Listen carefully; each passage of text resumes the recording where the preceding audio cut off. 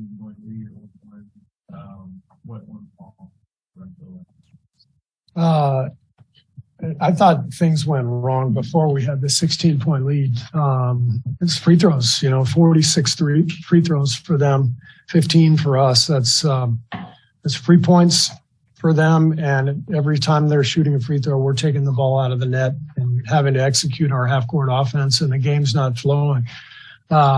So it's just really hard to win an NBA game by giving up 46 free throws. Even when we were up 16 mid-third, it didn't feel solid to me because we were giving up layups left and right, fouling. So you could feel it. And I give them credit. I mean, we're going to take everybody's best shot, and we got their best shot tonight, and they played great. So we got to bounce back. It's been a tough trip. We got one more game, and we got a lot of work ahead.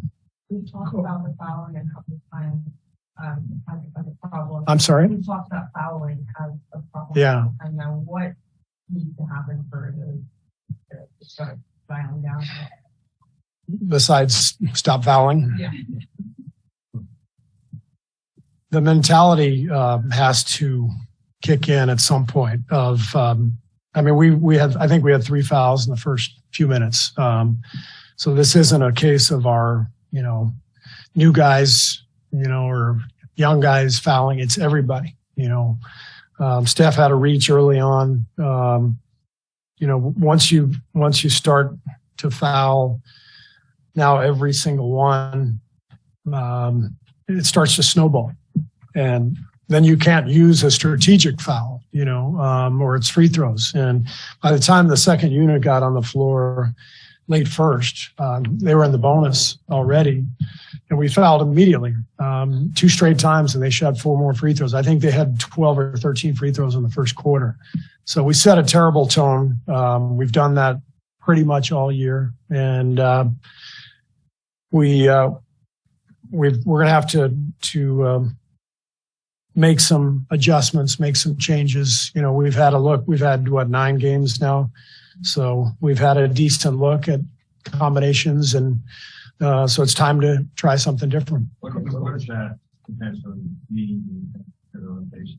Is that community with that? Is that what you're talking about? Oh, everybody's going to get a chance to play. Yeah. I mean, let me finish. Yeah, we've got guys who are, dying to get on the floor, and, we've got to find combinations that click. And so we'll discuss that as a staff, and we'll figure that out. The combination that you guys had in the past years. Obviously, you guys are the best team offensively, but what takes you to the 4th championship in defense? You're always on the top, but right now we have the bottom defensively as a team. Can you explain what's in the mind when you're out there and go from being one of the top defensive players and teams in the NBA to win up to 30th? Yeah, it feels like a little bit of a championship hangover. I don't think even our main guys have played great defense. And then there's some inexperienced young guys, new guys on the roster. So we haven't built that defensive identity and cohesiveness yet. And that's got to come. But I told the guys, like, we have to save us because nobody else is coming. Every team can't wait to play us. Orlando was great tonight. Miami was great the other night. Charlotte, Detroit. I mean, we're the defending champs. We come here, and they can't wait to play us. And if you're not defending and you're fouling, you're putting yourself in a dangerous spot. Does it get harder and harder to get motivated? Going to the 5th, exactly what we're talking about when you're big time going to the 5th championship. It's hard to get motivated.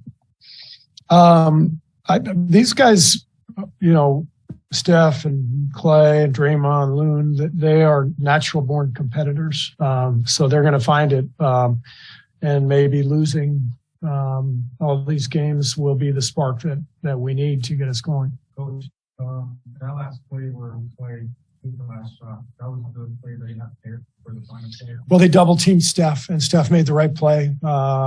He got the ball out of his hands on the double, and then Clay tried to free himself up. I think he took one dribble and pulled up and shot that floater. Not an easy shot, but Steph made the right play. Coach, how do you describe Klay Thompson's game tonight? Excuse me? How do you describe the game of Klay Thompson tonight? Clay was better tonight. He knocked down shots early. You could see he's starting to feel more comfortable, and hopefully, he's now in a position where he played 34 minutes, so he's back to where he can play bigger minutes. But hopefully that'll help us shore up our defense. James, clearly frustrated with the play that culminated tonight. Yeah. Where are you at with him right now, and how do you guys try to help? We're looking at James and JK and Moses in a big picture way. So you don't get these guys who basically play 3 college games in James's case, or 12 G League games in JK's case. It doesn't happen overnight. So the development plan is something that we're looking at comprehensively every day. These guys are working. There's going to be times where they're in the rotation. There's going to be times where they're not. The season will dictate all of that. I think, it's been a tough couple of games for James, but I'm a believer. I love his talent, his attitude. But there's no shortcut for all this. You got to go through your lumps as an extremely young player with little to no experience. It takes time. And Carroll was great. Big, strong kid, gets where he wants off the dribble. Played an excellent game.